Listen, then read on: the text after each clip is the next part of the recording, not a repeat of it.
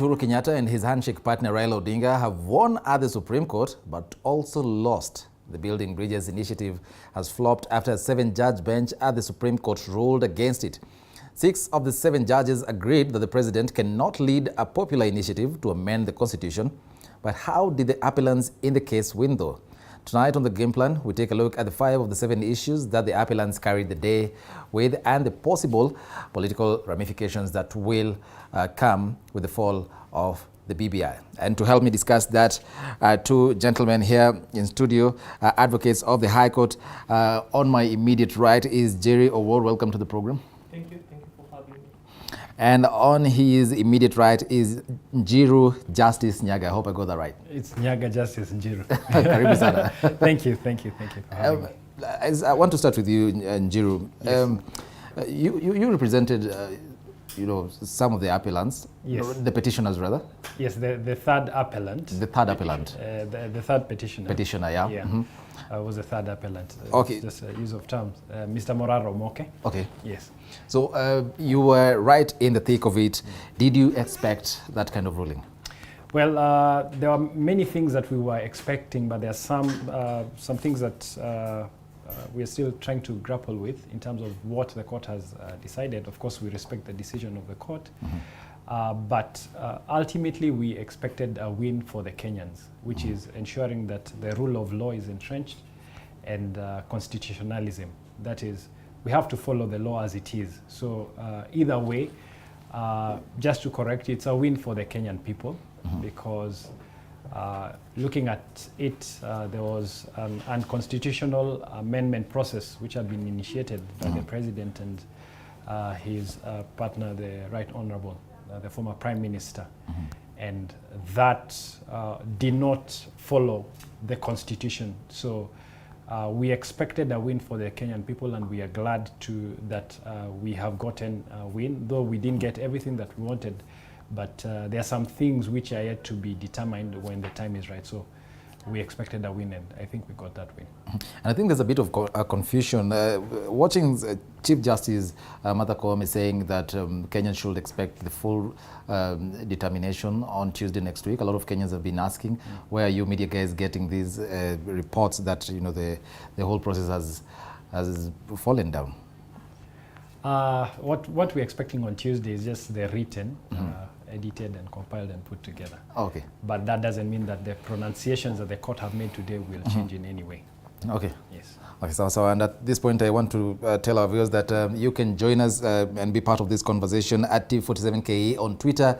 My personal handle on Twitter at Eric_Mnene. We are also on Facebook. We would like to hear some of your feedback on today's ruling at the Supreme Court. Tell us what that means to you. Jerry, Wakili, did you expect that kind of a ruling today? Thank you once again for having me tonight. Mm-hmm.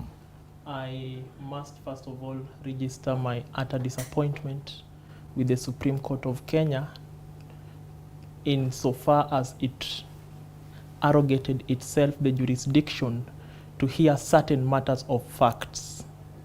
It is a sad day in the history of this country, especially for those of us who are appellate litigants. Mm-hmm. For instance, if you had Martha Koome read her judgment, she said the jurisdiction of the Supreme Court was invoked under Article 163(4)(a) of the Constitution of Kenya 2010. That article arrogates the Supreme Court to hear petitions in matters related to interpretation of the Constitution mm-hmm. and the application of the Constitution. The High Court, as a court of first instance, had certain issues or matters of facts, such as the issue of public participation, and it came to the conclusion insufficiency of public participation. Mm-hmm. The Court of Appeal, sitting as a first appellate court, re-evaluated the issues of facts found by the Court of Appeal and came to the same conclusion of inadequacy of public participation. It was not open for the Supreme Court to re-evaluate those issues of facts the way and manner it did. That having been said, we are very happy that what the Supreme Court has told the president is what we have already had as our view from the incept of the petitions in the High Court all the way to the Supreme Court. That, Mr. President, you took oath to defend the Constitution, not to initiate a constitutional amendment process. Yes. So, when you say that you're disappointed, but I'd like to think that the whole process followed the due process from the High Court all the way to the Supreme Court, and justice was delivered. I think it's a win for Kenyans, as Wakili Njiru says. The end cannot justify the means. Okay, so we'll leave it at that. Fair enough. So the CJ also today, it was quite interesting. I saw her rather reprimanding some advocates misusing. She said they are misusing social media, and she went ahead to mention a few characters. She said that it was because she was reprimanding them because of their professional conduct of the advocates, and I thought it was quite telling. In your opinion, Wakili Njiru, do you think that might there be further action on those mentioned, perhaps a formal complaint to the Advocates Complaints Commission? Well, I wouldn't be in a position to speculate. Safe to say that, of course, it's important that the dignity of the court and the authority is not to be undermined in any way by any party. And of course, the Supreme Court was pronouncing itself on what they deemed to be unprofessional conduct from some parties. But we'll just have to wait for it to play out, because you see, that's one side of the story. Of course, the other parties are yet to give their version, to give their justification of the actions that they were deeming. But suffice it to say that it's important that courts are respected in all fronts, and it would be important that professionalism is exhibited at all fronts. So I wouldn't want to comment so much on that matter, though it is headline making, but I will just also have to hear the other side as well. We have our viewers watching here, and there's one viewer called Chris Amber who's saying that we're talking about the death of the BBI, not the wins of the appellant, and we appreciate that comment. But kindly take us through some of the, just to be fair, some of the issues that the petitioners carried the day with and the appellants carried the day with. Okay, so the petitioners and the appellants one side, the respondent, because the appellants are the ones who took the petition, so you can call them the petitioner. Okay. Yes, so there were 7 issues to be addressed. The first one being the basic structure, which was very crucial, and had it been entrenched, it would be very difficult to just in any way alter the constitution. There was a second issue concerning the role of the president as being the initiating the popular initiative, and there was a third issue on the second schedule to the constitutional amendment bill, and whether it was constitutional or not, because it was directing the IBC on how to delimit the constituencies and what constituencies to apportion. And then there was also the issue of civil proceedings. That was the fourth issue, and the fifth issue was about public participation, which he's spoken about. And there was the sixth issue on the quorum of the IBC, and the seventh on the multiple choice. So in all these issues, the appellants, and we need to be very clear, the first and the second appellants were the ones who were on the side of the president, while the third appellants were against the BBI. That is Mr. Moraro Moke, who I was representing. So for the first issue, basic structure, the court said that it doesn't apply in Kenya, which of course we do not agree with, but we respect the decision of the court. On this fourth issue, concerning the civil proceedings being instituted against the president while he is in office, that one was also, it was held that the president has immunity until he leaves office. And the fifth issue, public participation, the court held that there was public participation. And on the sixth issue, they held that the IBC had quorum. Of course, the appellant, the third appellant, and the respondents carried the day when it comes to the second issue, and this is the one that was the straw that broke the camel's back. Just a straw, yeah? But we are glad that it broke the camel's back, because it said that the president cannot initiate popular initiative. He cannot be part of it, cannot be a promoter, and for that reason, the BBI amendment bill was unconstitutional. And this is the main issue that renders the whole BBI process null and void, according to the Supreme Court. Okay. And then there is also the issue of the second schedule. Now, to the substance of the BBI bill, it was held to be unconstitutional because it was directing IEBC to perform functions which are clearly the preserve of the IEBC. And then finally, on the seventh issue, which is very important, and I think many people are underplaying this issue, concerning whether there should be a single question referendum or a multiple choice. The court said that issue is not yet ripe for determination. So they said at the right time they will determine. Your view on it? And my view is that it should be multiple choice. The language is very clear. You cannot bring a bill which has 70 amendments. It will be against what the court was saying.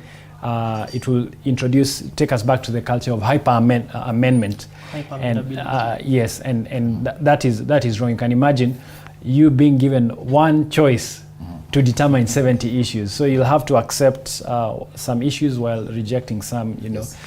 So for that one, time will tell. Once whoever initiates the bill, either through parliamentary or popular initiative, once that issue comes about, we'll rush to court. If they try and introduce more than one issue, then of course we'll go for an interpretation at the right time. I really want to stay with you here. The first issue, the issue of the basic doctrine structure not being applicable in Kenya. And in a summary, it just says that an amendment to a constitution can only make minor alterations to the constitution without departing from the fundamental structure of the constitution. And this, however, does not mean that the constitution cannot be replaced. Replacement of a constitution will then need the people to exercise the constituent power through a referendum. And the people will need to know that they are replacing the entire constitution and not merely amending it. How is this not applicable here in Kenya? We are still grappling with that issue, because I think in my own view, which differs with that of the Supreme Court, the High Court captured it correctly, because the High Court wasn't saying that you cannot alter or you cannot amend a constitution. And that's the two things that we really need to be clear about. There's alteration and there's amendment. Alteration is just the complete defacing of the constitution, dismemberment, or changing its nature, while amendment is making improvements. So what the High Court had said is that, look, you can alter, but using the primary constituent power. And that will entail the four steps that they had set out. But my listening of the judgment of the Supreme Court was that, well, they were saying that there's no provision that is not amendable. You can amend all provisions, which is what the High Court said in essence. But it was a very confused in my own view, because look at it, they say that the basic structure, some judges were saying that it's not applicable, but the basic structure is in Article 255. It's been defined. So of course, once we look at the reasoned judgment, we'll get to clearly understand what is there. But for instance, if you look at the Chief Justice, she was saying that the basic structure doctrine is not applicable because Kenya has, the Kenyan constitution is unique as opposed to that of India, that it has a three-tier system, and that's what she mentioned, therefore not necessitating the importation of a foreign doctrine. While when you look at some other judges who are saying it's not foreign, it's been there. Even the Njoya case determined the same. So is the basic structure doctrine applicable? It's still something that we really need to read more as we look at the complete judgment, because what they just said is that as it was presented by the respondents, it's not applicable.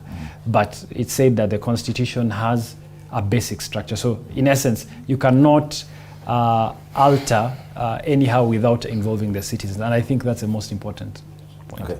Wakili Jerry, I'm sure you followed the case closely.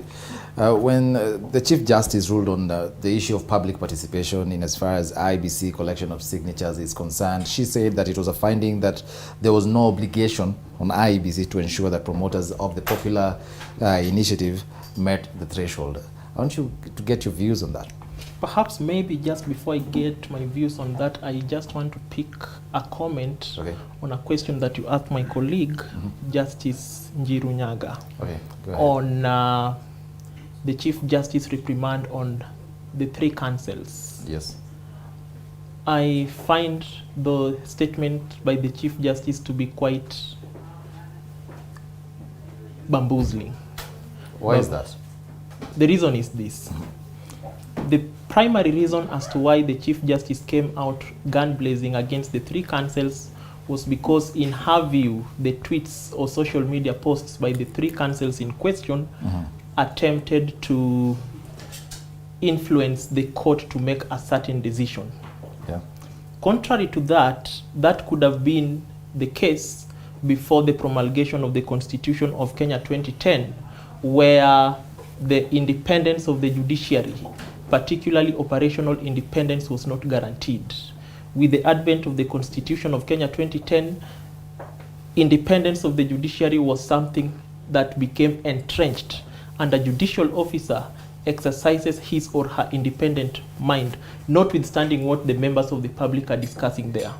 And this actually, the High Court has had an opportunity to make a determination over, and it said the doctrine that prevents members of the public from speaking on live cases or cases that are pending determination before a court of law, which is couched as res sub judice, is unconstitutional, to the extent that the Constitution now safeguards the independence of the judiciary.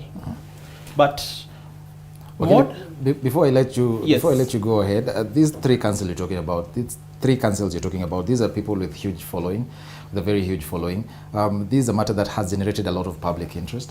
The judges are human. You have to appreciate that. Don't you think that the said tweets, will have an undue pressure on the judges? I think not, because once you're a judicial officer, you exercise independence, decisional independence particularly. You are not bound to be persuaded by what members of the public are putting outside there. Otherwise, you will be in contravention of the codified Bangalore principles on judicial independence, because decisional independence is one of the components and elements of those principles. Well, so yeah, back to my question. She ruled on the issue of public participation, and that is about the IBC collection of signatures, saying that she found that there was no obligation on IBC to ensure that the promoters of the popular initiative met the threshold, and I wanted to get your view on that.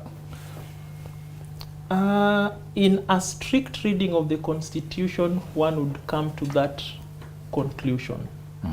However, if you take the historical perspective of interpretation of the Constitution and the historical injustices that are appertained with the constitutional making processes and amendment in Kenya, specifically with regards to the Independence Constitution, you would want to fault the judges. Why am I saying so? From a literal reading of the Constitution, a promoter, as they have put it out there, should be someone exercising primary constituent power. And that is one thing that I would really want to see the reasoned decision of the Supreme Court on who actually can initiate a constitutional amendment process, because it will be capable of disposing of a lot of issues, whether now Junet Mohammed or Dennis Waweru, who are state officers exercising secondary constituent power, can promote a constitutional amendment process. But back to your question, if you look at the Constitution from its purposive approach, you would fault or come to the conclusion faulting the determination of the Supreme Court, insofar as the Supreme Court held that public participation was not a mandatory requirement for the promoters of a constitutional amendment process, or those who are initiating a constitutional amendment process. Okay. Do you hold the same views? I agree, because ultimately, yes, a strict reading of shows that the process in 257 begins with collection of signatures. That is correct. Okay. But what are you signing? That's a question. So should there be public participation? Yes, there ought to be. And I think there's a judge who captured that correctly. They said, in as much as the first starting point is collection of signatures, there has to be public participation. And for that reason, and I agree with what the court said, that there is need now for Parliament to come up with legislation just to guide this whole process of public participation, so that we are not left in this situation where we are not sure where there should be public participation or not, how it should be, what the threshold is, so that we, clarify these things, because it's important. Otherwise, as we know, there are some people who signed that document because just they are state officers. They were just given in the office or told, sign this document. And we can't say that that is proper public participation. That is just merely, a fraudulent exercise of power, and which should be frowned upon at all costs. Okay. So. Well, thank you for that. Time now for a very, very short break. You are watching GamePlan 2022. And remember, you can get we'd like to hear some of your feedback. We want to know what you think about the ruling today, the big ruling at the Supreme Court today on the BBI. What does it really mean to you? Text us on 22047 at T47KE is our Twitter handle. My personal Twitter handle is at Eric_Mnene. Time now for a very, very short break. We'll be back. Don't go away.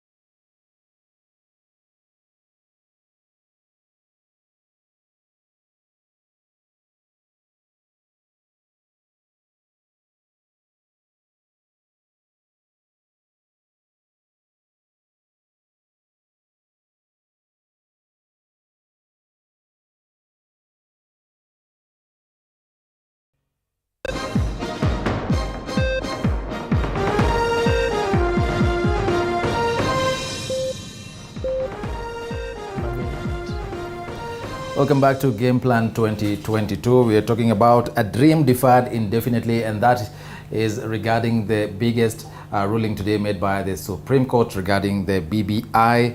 We'd like to get your feedback. You can text us live on this program. That is on 22047. That is our live SMS line. And of course, you can tweet us at T47KE. My Twitter handle is at Eric_Mnene. And we're also on Facebook. I'll be reading some of your comments on air. And we're having this discussion with Jerry Owor and Justice Nyaga, who are advocates of the High Court.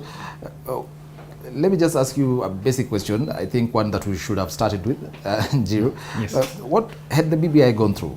What do you think would have happened now? Had it gone through, number one, I think we would have gone back to a very dark period in our history, because the very reason as to why I'm called Justice is because I was born at a time when we were fighting for multipartyism. Okay. And it will take us back to a time before I was born, where here things were bad. That is, people will just change the constitution in any way. And look, we really complained, about our past, culture of hyper amendment. And at that time, it wasn't many amendments. But now we were looking at 70 amendments in one bill. So what that would have done, it would have entrenched a culture where the rule of law is not respected, and the constitution will just be dismembered anyhow. And when you look at the preamble of the constitution, it says that we give this constitution to ourselves and even the future generations. So it's barely 10 years and you're already doing away with it. So it would have been a sad day for Kenya, just for the simple reason that the rule of law will not have prevailed. And secondly, it would have amounted to abuse of power, especially on the part of the president, because as Jerry rightly said, he's supposed to be there to protect and defend the constitution, not mutilate it. Yeah. So number one, there's a route which is a preserve of Wanjiko to follow in terms of amending, and the president is coming, purporting to be Wanjiko, and then at the same time, he will say, now I am the president when it comes to approving those bills that have been passed by Parliament. So it would have caused chaos, and it would have been a sad day for Kenya. So it's good for all persons to follow the law, because there is no one who's above the law. In your opinion, Jerry, do you think that the decision today will probably have some political ramifications? Of course, that decision has to have serious political ramifications moving forward, and most particularly because the Supreme Court has not said that a constitution cannot be amended. What the Supreme Court said today is that the constitution can be amended, and there are no entrenched unamendable provisions in the constitution. Any provision in the constitution can be amended, provided that the correct laid down procedure is strictly adhered to. And just like my colleague Justice Njiru has said, had that decision completely gone against the case of the respondents, we could have been glaring at an instance of constitutional vandalism entrenched by way of judicial edict. Well, there was an interesting point there raised by the Supreme Court Deputy President, that is DCJ, Philomena Mwilu, about the President, saying that the President was not served. The law, I'm sure, is very clear. We guys who sit on this other side are allowed to say that the law is very clear when we don't understand matters law very much. But then again, the law is clear on the issue of civil proceedings being initiated against the sitting President. Philomena Mwilu pointed out something, that the President was not served. Do you think, in your opinion, there's any brave process server who would walk to State House or Harambee House, where the office of the President is situated, to serve him such orders? Well, that's the same question that we're grappling with, because you see, first of all, there was the issue of service on the President as a private citizen. Okay. And from the submissions that had been made by, if I can recall very well, Mr. Aluochier Isaac, he said that he served the President, and he said that I don't know how he did it. So it's very interesting, that whole issue of immunity and how it panned out. But yeah, it's one of those difficult questions to wonder how you can serve a president, if at all it's on the private capacity. So I think the court has pronounced itself, said that even civil proceedings, they have to be done after he has exited from office. Of course, that's not what we were expecting, because the argument was, you know, that provision, I think it's Article 143, talks about while performing official functions. Okay. How about while not performing official functions? For instance, if you know, I enter into a contract as the president enters into a contract, yes, and then with a person, and then I breach it, does it mean that I cannot be sued? So I think the import of the decision is that both as private and while performing functions. But of course, we'll have to look at the decisions quickly, keenly, once it comes out so that we see the reasoning of the court. You're raising some very, very serious issues here, and as I was following that, the determination of the Supreme Court, there was the issue of a lot of gray areas in the Constitution, in areas like you know, public participation. Right now, you're talking about the issue of the president being served while not performing official duties. What do you think should be done so that we unhook ourselves from that? Well, I think, of course, there needs to be a collaboration between now the different arms of government, because there has to be political will. The Constitution cannot implement itself. It's up to the state officers, Parliament, the executive, just to be true to their calling. And looking at it, it's also very interesting that in as much as there was some lacuna, there's also some issues that we are still trying to grapple with. For instance, the issue of quorum. The law at the time was very clear that the quorum for the IBC was 5, and the minimum membership was 7. But due to circumstances, the membership dropped to 3, and the court said that you know, we will run with Article 251, which provides for the minimum number for a commission as 3. So, trying to understand how, you know, an act which has been enacted pursuant to Article 88 should be, and the schedule which has been enacted pursuant to the Constitution is just undone with, you know, well, when you look at that situation, there's no lacuna. And you know, the Supreme Court rushes to pronounce itself in a different way and creates some kind of confusion. While in the places where there was lacuna and they ought to have pronounced themselves, they, you know, retreated back. So there are instances where the court will pronounce itself, and there are also instances where it will be up to other institutions like Parliament. And that's why you see they were very careful just to say, for matters like the law on public participation, Parliament has to enact. So at the end of the day, it's a question of judicial activism versus restraint. Okay. And it normally plays out in most of these issues. At times, as litigants, we don't get what we expect, and according to our understanding, but either way, we just respect the decision of the court. Wakili Jerry, there are those who are going to say that, you know, the Supreme Court might have thrown the baby with the bathwater. Does this mean that whatever was good in the document has now gone with the wind? There were several issues, like take you through some. Ban all public officers from doing business with government, which of course was very enticing to a lot of Kenyans, the local mwananchi. There's a minimizing of taxation of new and small businesses by giving them a tax holiday for the youth of at least 7 years as a support to youth entrepreneurship and job creation. And of course, there was also the issue of making all wealth declaration forms open to public scrutiny, very enticing. I'd say promote whistleblowing by giving rewards of 5% of recovered proceeds to persons who give information on corruption deals. Must that take us again to such a process for such things to be realized? A dichotomy has to be created between the BBI and the Constitutional Amendment Bill 2020. What was up for determination in the courts was the Constitutional Amendment Bill 2020. Okay. But in terms of what the BBI had to offer, those exist in a policy document that you ideally do not need a constitutional amendment process to implement. They can be implemented at policy level and legislative measure.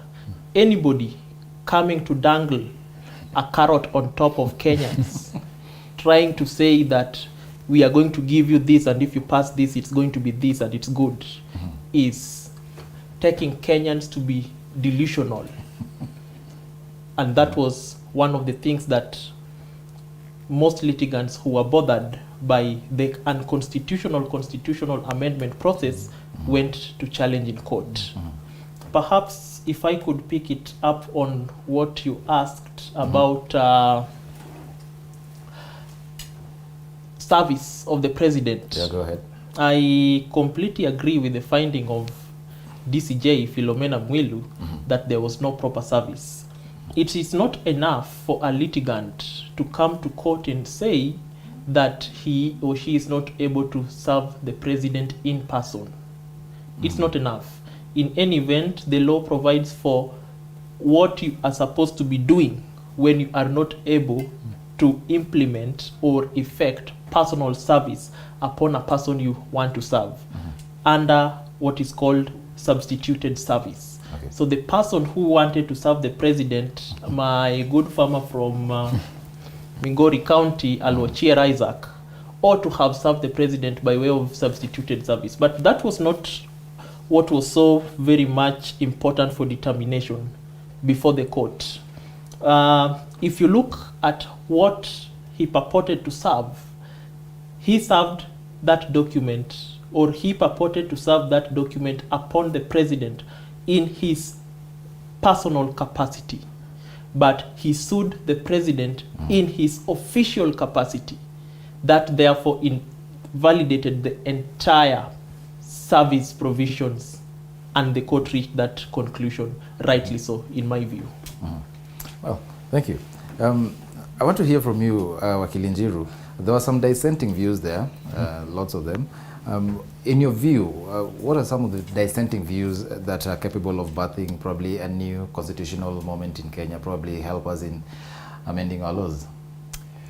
Well, if you look at the issues, most issues, like for instance, looking at the decision by Lady Justice Njoki, well, I'm not sure they will be for some of them, they will be very instrumental in birthing a new process, if anything, because, you know, looking at her reasoning that for a popular initiative, you just have to have the numbers. That's and not the person who initiates is not the question to look at. You see, that is very interesting jurisprudence, with all due respect, because ultimately it is important to look at the history of the country. Okay. And the popular initiative was meant to help the ordinary citizens initiate the process. And I think most of the courts agreed on that. So as concerning that, nothing much, but also there was the dissenting views by, there was one by, I remember, Ibrahim Mohammed. Of course, he was talking about, for him, he was of the view that basic structure applies in the country. And I think for future development, because you see, the judges haven't said that it doesn't apply. In fact, they said, for instance, under Article 2.5, which lays the application of the doctrine, if at all it had attained what we call customary international law, we would have applied it. So if that doctrine attains that status, then what Ibrahim said, Justice Ibrahim said, will be very instrumental in guiding the country moving forward. And not only that, what the High Court, what the Court of Appeal. So the basic structure is here, and it's here to stay. Only that the court said that for the time being, it hasn't yet attained that status, especially when it comes to international law. Because for international law, to a matter or an issue to be viewed to be customary international law, it has to be, number one, have applied by many states, and number two, it needs to have an element we call in law opinio juris. That is, the parties are applying it as an issue of law. So in essence, the court said, well, basic doctrine, yes, it's applicable, not in very many countries, so you can't say it's a norm of international law. So basic structure will be coming back very soon. And that will be the time that, you know, such jurisprudence by the dissenting opinions will be very important to this country. Okay. Let me take a few comments from our viewers. Some are very sensitive. I won't read them on air. But there's an interesting one here by Dr. Davis Maino. Says, BBI or any other popular initiative amendment without the backing of the state organs will be almost impossible, which is good for the stability of this country. God bless the judiciary. It's possible to build bridges in a place with a river. What's your views on that, Wakili Jerry? He is of the view that, any other popular initiative without the backing of state organs will almost be impossible. Is that really so? That person should go and read the Kriegler report and the history on constitutional amendment process in Kenya. I'll keep it that simple. That comment is very sad. Okay. Well, the rest are quite political, and I want us to stick within the corridors of justice. There was the option provided for under Article 256 of the Constitution, which is the amendment by a parliamentary initiative. I'm sure away from the corridors of justice, you also are aware of the political climate in the country. Well, both ODM Chief Raila Odinga and President Uhuru Kenyatta can really marshal the numbers. They have the numbers in Parliament. If influencing parliamentary or legislative business in the House is anything to go by in the recent past, why do you think, in your opinion, and I throw this to you, Wakili Jerry, why, in your opinion, do you think that they went for a process that is not very clear, a process that was open to criticism and eventual quashing at the apex court? The BBI Secretariat is composed of some of the brilliant legal minds in this country. They knew, as a matter of fact, that the constitutional amendment process they wanted to initiate could not pass muster under Article 256. Why am I saying so? Some of the features in the Constitution that they wanted to amend touches on the essential features of this Constitution enumerated under Article 255 of the Constitution that now takes the jurisdiction or the power to amend from Parliament. So they decided to undertake a constitutional amendment process by stealth, but it requires persons who are hawk-eyed to see these particular things. I will equate it to a rodent because you know a rodent chip in bit by bit, but at the end of the day it demolishes huge infrastructure. That is what they wanted to do.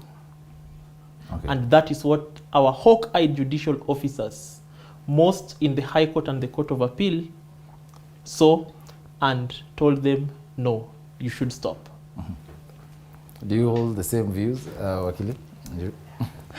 Well, that was the easy option, marshalling numbers, both the National Assembly and the Senate, and bulldozing these through. But then again, the president acted according to the Supreme Court, and all the other, well, the High Court, the Court of Appeal, and the Supreme Court, according to them, he acted as a Wanjiko and initiated a process that finally has tumbled. Do you hold the same views? Well, just to pick it up from where he's left, number one, you realize 255 is clear that there are some entrenched positions, as the Supreme Court called them, which go to the very essence of the Constitution, to the core. And that's what they said is a basic structure. We come to the basic structure once again. And for you to be able to pass any amendment regarding these provisions, you have to involve the people. So I wouldn't want to speculate much, but if I was to speculate a little, probably it will be, you see, ultimately politicians have a way of ensuring that there is a long-term game that they're playing.